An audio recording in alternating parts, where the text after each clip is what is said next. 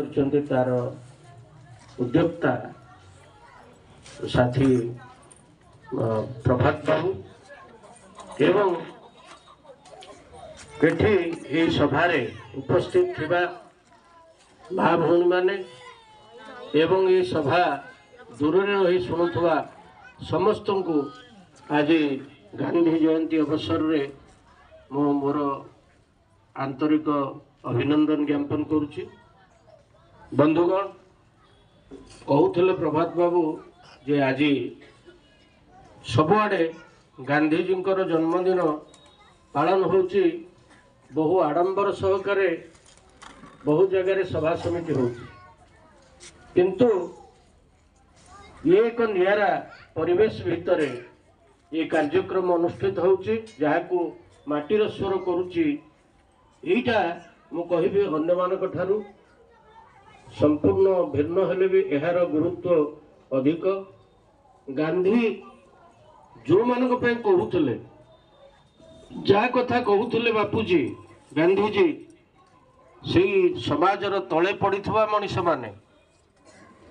एवं विशेष कर से कहूले माँ मान को आम देशर अवस्था जहाँ से कहते थरे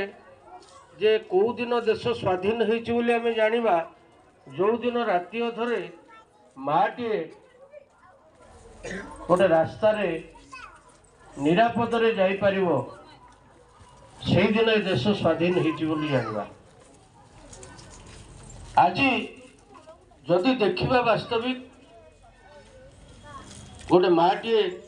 राति अधरे रास्ता जीवा निरापद नुह स्वाधीनतार एत वर्ष पर तेणु आज आउ थे गांधीजी को आम मन पकेबा एवं गांधीजी आदर्श को मन पकेबा पुणी थरे गांधी प्रेरणा को आम बहन करी आम कार्यक्रम करने को हम आमको मनीष को ये देशवासी को से तैयारी होगा हम। आज तांको जन्मदिन रे पवित्र जन्मदिन रे आम शपथ नवा गांधी जो कथा सब ये आम शुणिले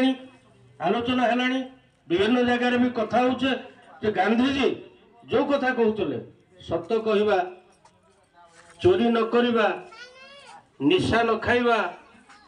ये समाज रे तले पड़िथिबा मनुष्य मानकु सहाय्य करवा अस्पृश्यता निवारण कथा मनीष मनीष को छुईले छुआ हम ये बोधे को सभ्य समाज रे देखा जाए ना आम देश रे एपर्यंत रही आम निजको भारी गौरवान्वित मन करूँ आमे कुआडे बहु आदर्श कथा कहू किंतु जड़े दलित लोक को छुई देले छुआ हम ये मानसिकता एपर्यंत आमर जाइनी एवं गांधीजी जो कथा सब कही जाइछन्ति खाली गांधीजी मन को मन गांधी ता नुह बा गांधीजी को बड़ बड़ कथा कहते ता नुह छोटिया छोटिया कथा गाँव उन्नति कथा कहते ए बस्तीर उन्नति कथा कहते मनीष मान भितर समानतार कथा कहते मनीष मान भितर अस्पृश्यता रहा ये कथा कहते छुआ छुआ भेदभाव उठेवा ये कथा कहते निशा निवारण करवा ये कथा कहते एवं सबु बेले गोटे कथा कहते बड़ अस्त्र हूँ सत कहवा सतर आश्रय नहीं सी एभली कले जे विराट बड़ शक्ति जो ब्रिटिश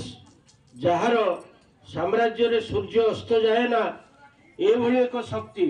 जे आम देश को शह शह वर्ष धरी लुटुला लुंठन करुला आमको अत्याचार करुला आम उपरे शासन करके रही ताकू हटई देले तांकर अस्त्र हूँ कौन ना अहिंसा एवं असहयोग एतिकी कथारे से देशरू एडे बड़ शक्ति को हटई दे पारे एवं देशवासी पछरे ठिया हेले एवं आम देशर जो कष्टलब्ध स्वाधीनता जो स्वाधीनता पाइबा पाई गांधीजी डाकरारे स्कूल कॉलेज रु छात्र माने पाठ छाड़ी पड़े आसिले घर भीतर गृहिणी माने माँ माने राजरास्ता को आसिले युवक माने आत्मोत्सर्ग करी ब्रिटिश विरुद्ध रे लड़िले एवं ये देशवासी कि हिंदू कि मुसलमान कि ख्रिस्टियान कि जैन कि दलित कि आदिवासी समस्ते सम्मिलित भाव में लड़िले कांध को कांध मिलई लड़िले गांधीजी नेतृत्व को स्वीकार कर लड़िले जहाँफल देश ब्रिटिश सबुदिन चलीगला किंतु ब्रिटिश ये आहरी किसी काल रही तार जो मसुदा चलता आम भितर विभेद करने जो चक्रांत करथिला एठी हिंदू मुसलमान विरुद्ध रे मुसलमान हिंदू विरुद्ध रे एठी दलित साधारण वर्ग विरुद्ध रे साधारण वर्गर मनीष दलित विरुद्ध रे एवं काकू तू आर्य किए अनार्य किए छुआ किए अछुआ किए ब्राह्मण किए क्षत्रिय किए दलित यही भाव में भाग करिकी आम देशर एकता को ध्वंस करने जो चक्रांत करथिला से चक्रांत पंड है जाति धर्म वर्ण भाषा निर्विशेष रे सारा भारत वर्ष एकजुट हेले महात्मा गांधी नेतृत्व रे एवं 47 मसीह जिते देश स्वाधीन होगा जाऊँगी पूर्ववर्ती अवस्था रे आम देश रे जो दंगा है मनीष मनीष को हाणिला परस्पर परस्पर विरुद्ध रे लड़ाई चलला यही परिप्रेक्षी रे गांधीजी शांति कहीकि अहिंसा कथा कहीकि सांप्रदायिक संप्रीतिर कथा कहीकि जाकि निजर फंगुला छाती देखिक ठिया ही पड़ुले लोकों हाथ अस्त्र खसी पड़ूला सेतिक बेले ए देश को एक ही रहिबा विरुद्ध रे जो माने काम करुले ए जाति को एक ही रहिबा विरुद्ध रे जो माने काम करुले जो माने हिंदू मान को मिले कि मुसलमान विरुद्ध रे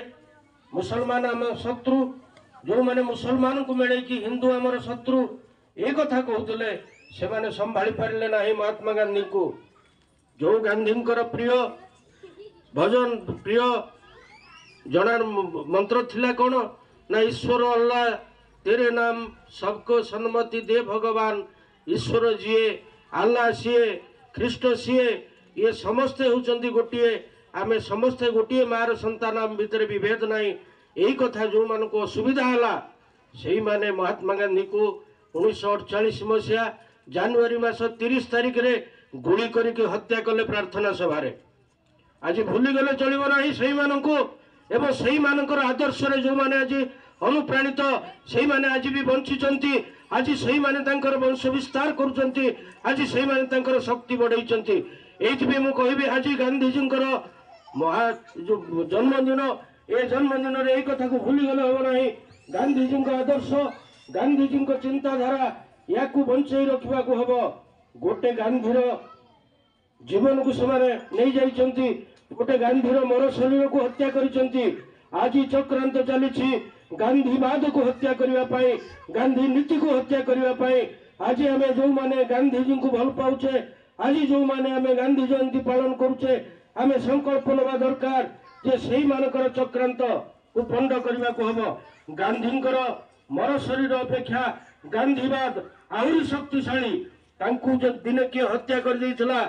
ता चलीगला किंतु आज गांधीवाद को हत्या करने जो माने उद्यमरत आज भी से माने सचेत माने सशस्त्र भाव में ठिया होती सशक्त होगी निजक गढ़ी तोलुंट से विभिन्न